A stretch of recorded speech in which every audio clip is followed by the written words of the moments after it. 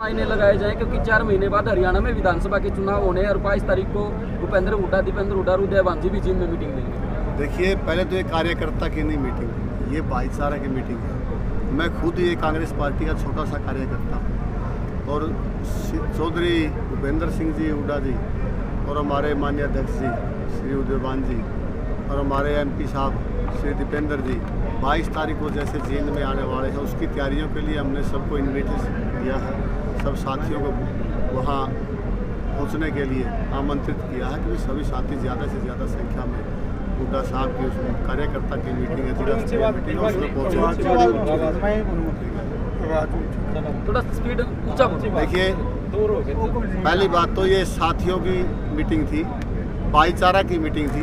ये ऐसा नहीं था कि कोई कार्यकर्ता तो एक छोटा सा कार्यकर्ता, मैं भी कांग्रेस पार्टी का हूँ। और रही बात कल परसों 22 तारीख को चौधरी भूपेंद्र सिंह हुड्डा, हमारे माननीय अध्यक्ष चौधरी उदय भांजी, हमारे माननीय MP साहब श्री दीपेंद्र जी हुड्डा कार्यकर्ता एक जिला स्तरीय मीटिंग ले रहे हैं। हमने उसको लेकर सभी हमारे साथियों से निवेदन किया है और आमंत्रित किया है कि आप ज़्यादा से ज़्यादा संख्या में जींद में 22 तारीख को होने वाली मीटिंग में आप ज़्यादा से ज़्यादा संख्या में भाग लें।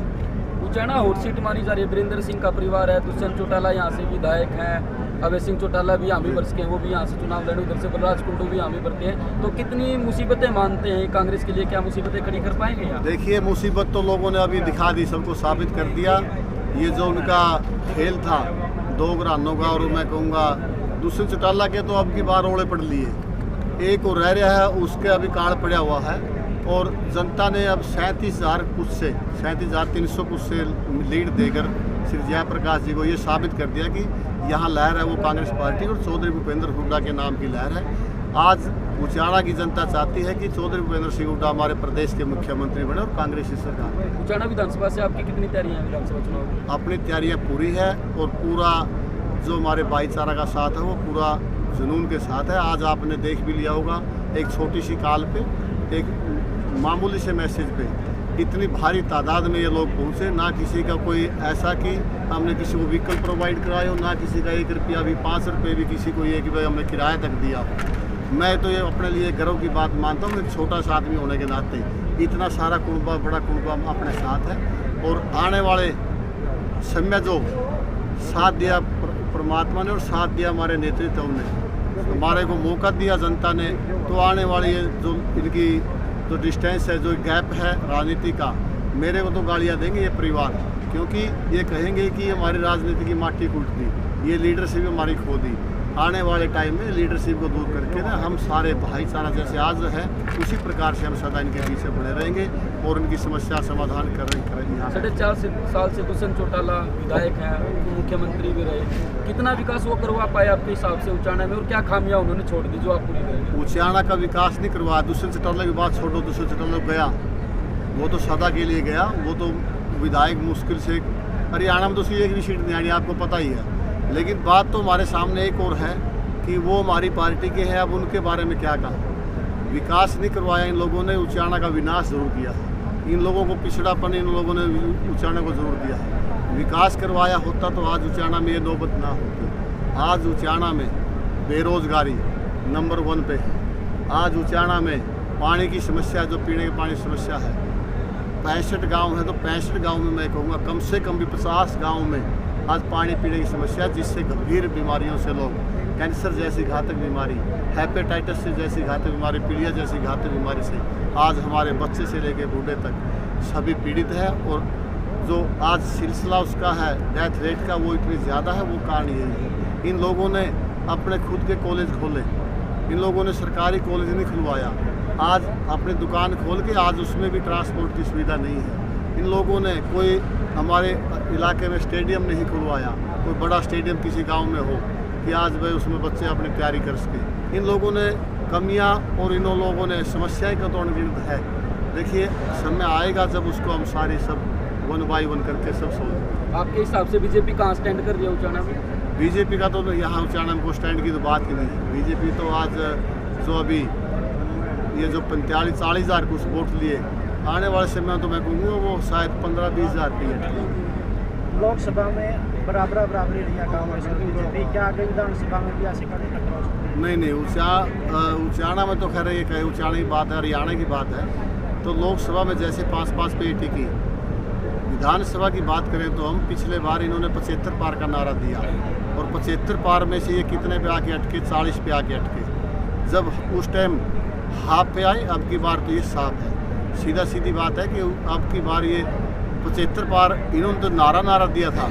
अब की बार तो हमारी कांग्रेस पार्टी की हुड्डा साहब के नेतृत्व में 75 पार हमारी कांग्रेस पार्टी की सीटें आई हैं। अगर दिलबाग सिंह को कांग्रेस से टिकट नहीं मिलती तो क्या दिलबाग सिंह का कांग्रेस से अलग होकर मिलकर यह चुनाव लड़ेंगे या फिर कांग्रेस के साथ चयन करेंगे? देखिए, टिकट की मुझे कोई भूख नहीं, ये मैंने आज हमारे साथियों से कहा और आपके माध्यम से कहना चाहता हूँ। और मैंने तो हमारे दीपेंद्र हुड्डा जी जब नगूरा में हमने एक कार्यक्रम सहाय का रखा था और उसमें वो एक रैली का रूप धारण किया था। मैंने सभी साथियों से कार्यकर्ताओं जो कांग्रेस पार्टी के टिकटार्थी है उनको एक ही बात कही थी, आप टिकट ना मांगो, टिकट देना तो हुड्डा साहब का काम है, पार्टी नेतृत्व का काम है, वो उनका फैसला है। आप हुड्डा साहब के गुणगान करो, उनके शासन के 10 साल के काम गिनवाओ लोगों से, जन जन तक, हर एक घर घर तक कांग्रेस पार्टी और हुड्डा साहब के कार्य को याद करवाओ, तो उससे ये एकदम से कांग्रेस पार्टी की लहर है। और टिकट वाली बात रही, टिकट का फैसला हुड्डा साहब ने करना है, हमारे नेतृत्व ने करना है, जिसको टिकट देंगे वो बात उनके साथ। लगातार कांग्रेस के नेता कांग्रेस छोड़कर बीजेपी में शामिल हो रहे हैं, इससे कांग्रेस में कितना फर्क है? नहीं, कांग्रेस के नेता वो जो एक दो छोटे मोटे वो अपने दुख के कारण, अपने पर्सनली दुख के कारण, वो अपने स्वार्थ के कारण वो जा रहे हैं, ऐसी कोई बात नहीं। और बीजेपी के नेता हमारे पार्टी में कितने लोग आज 1 साल 1.5 साल से लगातार बीजेपी, कितने जेजेपी के कितने आ चुके हैं और आने वाले समय अब अभी कतार में खड़े हैं। लेकिन हमारा नेतृत्व आज बिना कंडीशन के, वो लोग तो कंडीशन करके जाते हैं, कोई राज्यसभा की कंडीशन करता है, कोई विधानसभा की टिकट की कंडीशन करता है। आज हमारे जो हुड्डा साहब के नेतृत्व में जो ज्वाइन करते हैं ना, वो बिना कंडीशन के ज्वाइन करते हैं और लाइन में लगे हुए अनेकों नेता। दिलबाग जी उचानल की बात करें तो पीढ़ी दर पीढ़ी राजनीति चल रही है, बड़े बड़े राजघराने, कैसे चैलेंज करोगे? चैलेंज तो हो चुका है, वो पहले भी एक दिन पेगा गांव में थी, मैंने उस टाइम भी बोल दिया था कि चैलेंज की तो बात यह है, बराबर में आके ऐसे एक फ़ोन के माध्यम से ऐसी कोई मीटिंग करके दिखाए, आपके सामने आपने देखा होगा अभी, ऐसा कोई मीटिंग करके दिखाए। और ये तो जिस साथियों को मैंने क्या कहा था, सभी साथियों को ये बोला था, कह दे कितने आदमी लेके आने हैं। मैंने सब साथियों को एक बात कही थी, लेने लाने की नहीं, रैली नहीं है, छोटी सी मीटिंग है, आप खुद आइए, या ज़्यादा से ज़्यादा कोई नाराज़ ना हो, अपने साथियों को एक लेकर आइए, ज़्यादा गैदरिंग वाली कोई बात नहीं है। वो इस हमारे भाईचारा ने सबने एक ये साबित कर दिया और दिखा दिया कि कोई चैलेंज की बात ही नहीं है, आसपास कोई है ही नहीं। दिलबाग जी, चौधरी वीरेंद्र सिंह बांगर के शेर कहे जावा जी 50 साल से राज भी करो में आपने पता है। बांगर के शेर वो होली है, जनता को बहका के कभी सीएम की कुर्सी का लालच देते, कभी मैं ये बनूंगा, कभी वो बनूंगा, कभी पार्टी बदलते, तिवाड़ी बना ली, उसके बाद कांग्रेस फिर से आ गए, फिर बीजेपी चले गए। आज कांग्रेस की लहर देख के उनका सत्ता की एक कुर्सी के लालच में वो सिर्फ कुर्सी भूखे हैं, वो कोई शेर नहीं रहे। आज वो बूढ़े हो चुके हैं और उन्होंने तो पहले ही संन्यास ले रखा है कुर्सी से, उन्होंने तो राजनीति से पहले संन्यास की वो अपनी स्टेटमेंट दे चुके हैं। और रही बात उनके बेटे की, उनका बेटा मैं नहीं समझता, जो जनता की आवाज़ है, जनता कहती है वो एक एडमिनिस्ट्रेटर है, वो एक अपना अधिकारी था और उसमें अधिकारी की बू है, वो जनता की भावनाओं को नहीं समझता, उसको पता नहीं राजनीति जनता की क्या चाहती है। जनता चाहती है वह अपने जैसा हो, हमारे बीच का हो। दिलबाग जी, जो आज बैठक आपने रखी थी, भाईचारा बैठक है, लेकिन बैठक का नाम पर, लेकिन यहाँ पर रैली का रूप कैसे हुआ, इसका राज क्या है? इसका राज तो जनता या हमारे भाईचारा, वो भाईचारा को पता है और उनको पता है, वो त्रस्त है, वो दुखी है, किसी के काम नहीं हो। आज किसी को किसी की जरूरत पड़ती, आज जैसे ये मीटिंग थी, आज किसी आदमी ने एक कागज़ काम, छोटा मोटा तहसील का काम हुआ, वो लोग क्या कहते थे, वो लोग कहते थे कि दिल्ली आओ। एक गरीब आदमी दिल्ली कैसे जाएगा? 5,000 रुपये उसका गाड़ी का किराया लेगा, किसी को खाना पीना पिलाएगा, मतलब 10,000 में उसका पेंडा छुटा जाके वो काम भी ना हो। तो लोगों ने देख लिया कि हमारी समस्या सुनने वाला कौन है। आज कोई भी एक फ़ोन करे, फ़ोन का मैं चाहता हूँ किसी का काम समय बर्बाद ना हो, फ़ोन पे किसी का सोल हो तो मैं फ़ोन पे काम करवाने की कोशिश करता हूँ। यदि किसी का आकर लोकल ये ऑफिस, ये घर क्यों बनाया, ये इसीलिए बनाया ताकि हमारे भाई कोई दूर ना जाना पड़े, चंडीगढ़ दिल्ली ना जाना पड़े, यहाँ बैठ दिलबाग- के अपनी समस्या का दिलबाग समाधान। जी, उच्चारण के अंदर बड़े बड़े दिग्गज नेता हुए हैं, बड़े बड़े ओहदे मिले हैं, पद मिले हैं, लेकिन उच्चारण का विकास के मामले में पीछे रहा। अगर उच्चारण जनता आपको मौका देती है तो आपके मुख्य उद्देश्य क्या रहेंगे?